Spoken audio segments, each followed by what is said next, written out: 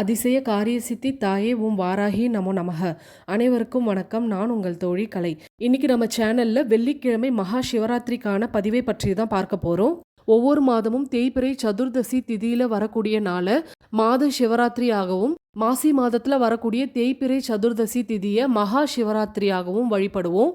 இந்த நாள் சிவபெருமானுக்குரியது. மகா சிவராத்திரி நாளன்று தான் சிவபெருமான் லிங்க வடிவாக காட்சி தந்ததாக சொல்லப்படுது. இந்த நாள்ல சிவபெருமானை முறையாக விரதம் இருந்து வழிபடுவதனால நம்மளுடைய முற்பிறவி பாவங்கள் தீரும், மனக்கவலைகள், நோய்கள், வறுமை நிலை நீங்கும். இந்த நாள்ல நம்ம சிவபெருமானுக்கு செய்யக்கூடிய பூஜைகள் பல மடங்கு பலனை தரும். இந்த பதிவு மூலியமா நாம என்ன பார்க்க போறோம் அப்படின்னா, சிவபெருமானுக்கு மகா சிவராத்திரி அன்று சொல்ல வேண்டிய சக்தி வாய்ந்த மந்திரங்கள், இந்த மகா சிவராத்திரி நாளன்று குறிப்பிட்ட தீபம் ஏற்றுவதனால ஏற்படக்கூடிய நன்மைகள் என்னென்ன, இதை பற்றி நாம் வரிசையாக இந்த பதிவில் பார்க்க ஆரம்பிக்கலாம். கொஞ்சம் கோல்டாக இருக்குது, அதனால் வாய்ஸ் ரொம்ப லோவாக தெரியுது, கொஞ்சம் அட்ஜஸ்ட் பண்ணிக்கோங்க. வெள்ளிக்கிழமை அன்று மகா சிவராத்திரி வந்திருக்கிறது ரொம்பவே சிறப்பான ஒன்று. கூடவே பிரதோஷமும் வந்திருக்கிறது இன்னும் சிறப்பான நாள். இந்த நாள் சிவ வழிபாடு, சிவபெருமானுடைய அருள் மட்டும் இல்லாமல் மகாலட்சுமியினுடைய அருளையும் பெற்றுத்தரும். உங்களுடைய நினைத்த காரியங்கள் வெற்றி அடைய, தீர்க்க முடியாத பிரச்சனைகள்ல இருந்து விடுபட, சிவ ஆலயங்களில் நடக்கக்கூடிய இந்த சிவராத்திரி 4 கால பூஜையில் ஏதாவது ஒரு கால அபிஷேகத்திற்கு அரிசி மாவு, அதாவது பச்சரிசி மாவை அபிஷேகத்திற்கு கொடுங்க. அந்த பச்சரிசி மாவை உங்கள் கையாலேயே அரைத்து கொடுக்கணும். ஒரு கைப்பிடி கொடுத்தாலே போதும், கண்டிப்பாக பலன் கிடைக்கும்.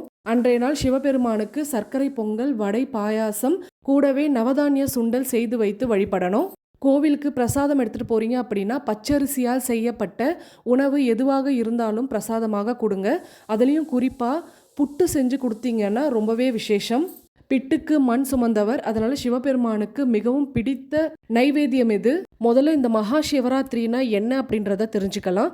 மாசி மாதத்தில் வரக்கூடிய இந்த மகா சிவராத்திரி நாளன்று கண் விழித்து சிவபெருமான வழிபாடு செய்யணும். பூஜைகள் முழுவதுமே சிவபெருமானுக்காக அர்ப்பணிக்கணும். மகா சிவராத்திரிக்கு பல வரலாறுகள் இருந்தாலும் முதன்மையாக சொல்லப்படுறது, ஒரு முறை விஷ்ணுவுக்கும் பிரம்மனுக்கும் யார் சிறந்தவர்கள் அப்படின்ற போட்டி வருது. கைலாயம் சென்று சிவபெருமான முறையிட்டு கேட்குறாங்க. அதுக்கு சிவபெருமான், யார் என்னுடைய தலை உச்சி மற்றும் அடிப்பாதம் கண்டு வரீங்களோ அவர்தான் சிறந்தவர் அப்படின்னு சொல்றாரு. சிவபெருமானுடைய அடிபாதத்தை நோக்கி விஷ்ணுவும், தலை உச்சியை நோக்கி பிரம்மனும் பயணம் செய்கிறாங்க. பூமிக்கு அடியில் எவ்வளவு ஆழமாக சென்றாலும் சிவபெருமானுடைய அடிபாதத்தை பார்க்க முடியல அப்படின்னு விஷ்ணு பகவான் அவருடைய தோல்வியை ஒத்துக்கிறாரு. ஆனால் பிரம்மனோ தலை உச்சியை நோக்கி போகிற வழியில் தாழம்பூவை பார்க்குறாரு. அந்த தாழம்பூ சிவபெருமான் உச்சியிலிருந்து வருவதாக பிரம்மனிடம் சொல்லுது. இதை கேட்ட பிரம்மன், நான் சிவபெருமானுடைய உச்சியை கண்டேன் அப்படின்னு சிவனிடம் நீ பொய் சாட்சி சொல்லணும் அப்படின்னு சொல்றாரு. 2 பேருமே கைலாயம் நோக்கி போறாங்க. சிவபெருமான் தாழம்பூ பொய் சாட்சி சொல்வதை கேட்டு, இனி என் பூஜையில உனக்கு இடமில்லை அப்படின்னு சபிக்கிறாரு. பொய் சொன்னதுனால பூமியில பிரம்மனுக்கு கோவில் கிடையாது அப்படின்னு சிவபெருமான் பிரம்மனுக்கு சாபம் கொடுத்துடுறாரு. இப்படி முதலும் முடிவும் இல்லாத சிவனை மகா சிவராத்திரியாக கொண்டாடப்படுது. அதனாலதான் முதலும் முடிவுமான ஒரு நாள்ல சிவபெருமானுக்கு கண் விழித்து நாம வழிபாடுகள் செய்யறோம். அது மட்டும் இல்லாம பார்வதி தேவி உலக நன்மைக்காக சிவபெருமானை லிங்க வடிவமாக தரிசனம் செய்து பல வரங்களை பெற்றுக்கொண்டது இந்த மகா சிவராத்திரி நாள்ல தான். சூரியன், முருகன், குபேரன், யமன், இந்திரன், சந்திரன், மன்மதன், அக்னி பகவான் இவங்கெல்லாம் இந்த மகா சிவராத்திரி நாளன்று சிவபெருமான வழிபட்டதுனால சக்தி பெற்றதாக சொல்லப்படுது. மனிதர்கள் மட்டும் இல்லாம எறும்பு, நாரை, சிலந்தி, புலி, யானை, எலி போன்ற ஜீவன்களும் இந்த மகா சிவராத்திரி நாளன்று சிவபூஜை செய்து மோட்சம் பெற்றதாக சொல்லப்படுது. சிவராத்திரி நாளன்று இரவு நேர பூஜை தான் சிவபெருமானுக்கு உகந்தது. மார்ச் 8 வெள்ளிக்கிழமை இரவு 8:20க்கு சதுர்தசி திதி தொடங்குது. மறுநாள் சனிக்கிழமை மாலை 6 மணி வரை சதுர்தசி திதி இருக்கு. கண் விழித்து சிவபெருமான வழிபடணும் அப்படின்னு நினைக்கிறவங்க எல்லா சிவ ஆலயங்கள்லையும் சிவபெருமானுக்கு 4 கால பூஜைகள் நடைபெறும். இந்த 4 கால பூஜைகளையும் பார்ப்பவர்களுக்கு முக்தி கிடைக்கும். கோவிலில் பார்க்க முடியாது அப்படின்னு சொல்கிறவங்க உங்கள் வீட்டில் சிவபெருமான லிங்க வடிவிலையோ சிலை வடிவிலையோ வழிபட்டுட்டு இருக்கீங்க அப்படின்னா இந்த 4 கால பூஜையை உங்கள் வீட்லேயே செய்யலாம். ஒவ்வொரு 3 மணி நேரத்துக்கும் ஒரு முறை சிவபெருமானுக்கு அபிஷேகங்கள் செய்து ஆராதனை செய்யணும். சிவபெருமானுடைய பாடல்கள், குறிப்பாக சிவபுராணம் படிக்கணும். வீட்ல இருக்கக்கூடிய எல்லா கஷ்டங்களும் நீங்க கோவில்ல போய் சிவபெருமானுக்கு செய்யக்கூடிய ஒருவேளை பூஜையாவது பார்த்துட்டு வரணும். இருக்கிறதுலே மோசமான தோஷம் என்ன அப்படின்னா பிரம்மஹஸ்தி தோஷம் தான். மகா சிவராத்திரி நாளன்று சிவபெருமானுடைய அபிஷேகத்தை பார்க்கறது கோடி பிரம்மஹஸ்தி தோஷத்தை நீக்கக்கூடியது அப்படின்னு சொல்லப்படுது.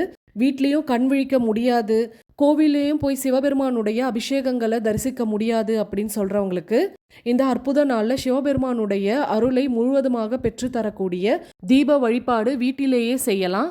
மகா சிவராத்திரி நாளன்று குறிப்பிட்ட நேரத்தில் நாம் இந்த தீபம் ஏற்றி சிவபெருமானை வழிபடும் பொழுது நம்ம வாழ்க்கையில் ஏற்பட்டிருக்கக்கூடிய அத்தனை கஷ்டங்களும் தீரும், அனைத்து விதமான நன்மைகளும் வந்து சேரும்.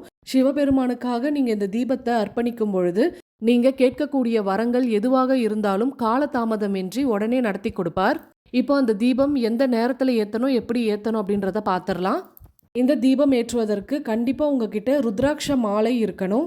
சிவபெருமானுடைய அம்சம் நிறைந்த இந்த ருத்ராட்ச மாலைக்கு மேலே தான் தீபம் ஏற்றி வைக்கணும். ருத்ராட்சத்தை தனித்தனியாக வச்சுருக்கீங்க அப்படின்னாலும் அதையே பயன்படுத்திக்கலாம். ருத்ராட்சமோ ருத்ராட்ச மாலையோ இல்லை அப்படின்னு சொல்லக்கூடியவங்க தாமரை விதைகளால் ஆன மாலை வச்சுருந்தாலும் அதையும் நீங்கள் பயன்படுத்திக்கலாம். இதுவும் சிவபெருமானுடைய அருளை பெற்ற விதை. அது மட்டும் இல்லாமல் மகாலட்சுமிக்கு மிகவும் உகந்தது. தனித்தனி விதைகளாக இருக்குது அப்படின்னாலும் அதையும் பயன்படுத்திக்கலாம். ஆனால் இந்த 2 விதைகளும் மாலையாக இருந்ததுன்னா ரொம்பவே சிறப்பாக இருக்கும். அடுத்ததாக இந்த தீபம் ஏற்ற வில்வ இலைகள் தேவைப்படும். இதை நீங்கள் வெள்ளிக்கிழமை அன்று பறிக்கக்கூடாது, முன்னாடி நாள் வியாழக்கிழமை அன்றே பறித்து எடுத்துக்கோங்க. ஒரு செம்பு தட்டுலேயோ அல்லது பித்தளை தட்டுலேயோ இந்த வில்வ இலைகளை பரவலாக வச்சுட்டு அதுக்கு மேலே ருத்ராட்ச மாலை வைக்கணும். ருத்ராட்சத்தை தனித்தனியாக வைக்க போகிறீங்க அப்படின்னா ஒன்று வைக்கக்கூடாது, 5 ருத்ராட்சமாவது கண்டிப்பாக வச்சுருக்கணும். அப்படி இல்லைன்னா 5 தாமரை விதைகளாவது கண்டிப்பாக வைக்கணும். இந்த மாதிரி ருத்ராட்ச மாலைக்கு பதிலாக தாமரை மாலையும் வைக்கலாம். இந்த தீபத்தை மண்ணாலான அகல் விளக்குலேயோ உலோக விளக்குலேயோ ஏற்றக்கூடாது.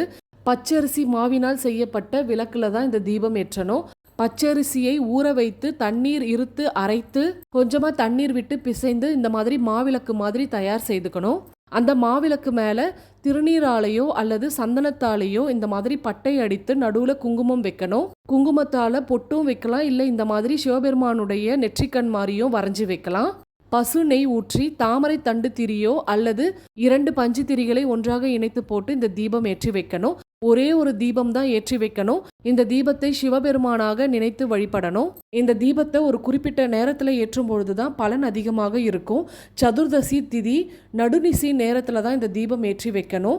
அமாவாசைக்கு முன்னிரவான 11:36 12:24 இந்த தீபம் ஏற்றி வைக்கணும்.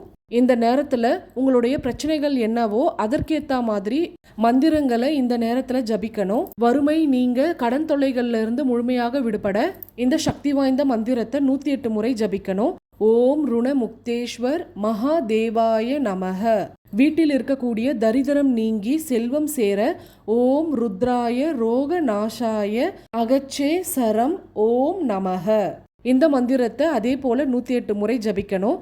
உடல் ரீதியான பிரச்சனைகள், நாள்பட்ட தீராத நோய்கள் தீர சிவபெருமானுடைய மகா மிருத்யுஞ்சயாய மந்திரத்தை ஜபிக்கணும். மிகவும் சக்தி வாய்ந்த இந்த மந்திரம் எப்பேற்பட்ட தீராத வியாதிகளையும் தீர்க்கக்கூடியது. இந்த மந்திரம் எப்படி உச்சரிக்கணும் அப்படின்னா ஓம் திரையம்பகம் யஜாமஹே சுகந்திம் புஷ்டி வர்தனம் உர்வாருகமிவ பந்தனான் மிருத்யோர் முக்ஷி யமாமிருதாத். இந்த மந்திரத்தையும் 108 முறை ஜபிக்கணும். முதல் முறை சொல்லும் பொழுது கொஞ்சம் கஷ்டமாக தான் இருக்கும். யூடியூப்ல மகா மிருத்யுஞ்சயாய மந்திரம் பாடல்களாக இருக்கு, அதை நீங்க கேட்டு கூடவே பாடிட்டு வரலாம். இந்த 3 மந்திரங்களையும் எல்லாரும் சொல்லணும் அப்படின்னு கிடையாது, அவங்களுடைய பிரச்சனைகளுக்கு ஏற்ப சொல்லுங்க. இந்த தீபம் ஏற்றி வச்சு பூஜைகள் செய்துட்டு நீங்க தூங்க போயிடலாம். மறுநாள் காலையில இந்த தீபத்தை எடுத்து காக்கா குருவிகளுக்கு உணவாக வச்சிருங்க. அந்த ருத்ராட்ச மாலையோ அல்லது தாமரை மாலையோ சிவன் கழுத்திலேயே போட்டு விட்டுருங்க. வில்வ இலைகளை காய வச்சு சாம்பிராணி தூபத்துல போட்டுடலாம். சிவபெருமானுடைய அருளை முழுமையாக பெற்றுத்தரக்கூடிய இந்த மகா சிவராத்திரி வழிபாடை தவற விட்டுறாதீங்க. குறிப்பா இந்த நாள்ல நடுநிசி தீப வழிபாடு ரொம்பவே முக்கியம்.